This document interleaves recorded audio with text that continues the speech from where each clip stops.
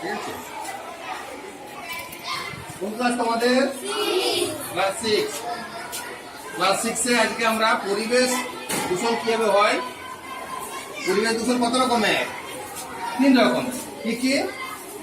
বায়ু দূষণ, জল দূষণ আর শব্দ দূষণ। আজকে শুধু আমরা দেখবো বায়ু দূষণ কিভাবে হচ্ছে।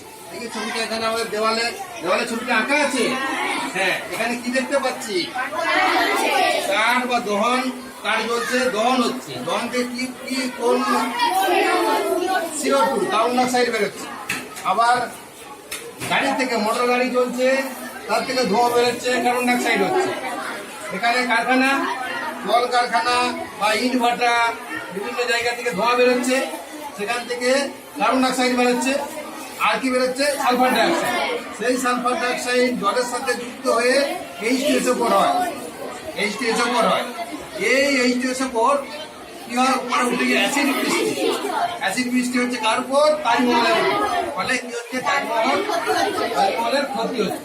তাজমহলের ক্ষতি হচ্ছে। এপাশেও বিভিন্ন রকমের দহন হচ্ছে, কাঠ বা বিভিন্ন কাগজ, কয়লা পোড়ার ফলে কি হচ্ছে? NO2 নাইট্রোজেন ডাইঅক্সাইড জলের সাথে যুক্ত হয়ে নাইট্রিক অ্যাসিড হয়। HNO3। কি বললাম? Nitric acid. এই নাইট্রিক অ্যাসিড কার উপর পড়ে? তাজমহলের উপর। তখন কি হয়? তাজমহলের ক্ষতি হয়। সেই জন্য আমাদের পরিবেশ যত দূষিত হচ্ছে, বায়ু দূষণ যত হচ্ছে, তত তাজমহলের উপরও ক্ষত দাগ হচ্ছে। ফলে বায়ু দূষণের ফলে আমাদের সচেতন থাকতে হবে। বায়ু যাতে দূষিত না হয় সেদিকে সচেতন থাকতে হবে। এখান থেকে কি হচ্ছে? বিশ্ব উষ্ণায়ন ঘটছে, তাপমাত্রা বাড়ছে, সারা পৃথিবী যেন জ্বলছে মনে। মূল কারণটা কি? পরিবেশ দূষিত হচ্ছে কেন? বায়ু দূষণের ফলে।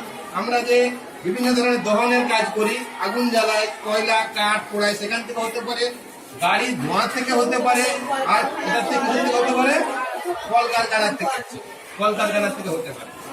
আচ্ছা, তাহলে ধোঁয়া কোথা থেকে আসছে? এখানে তোমরা 5 জন দেখাও, এখানে কোথা থেকে ধোঁয়া আসছে?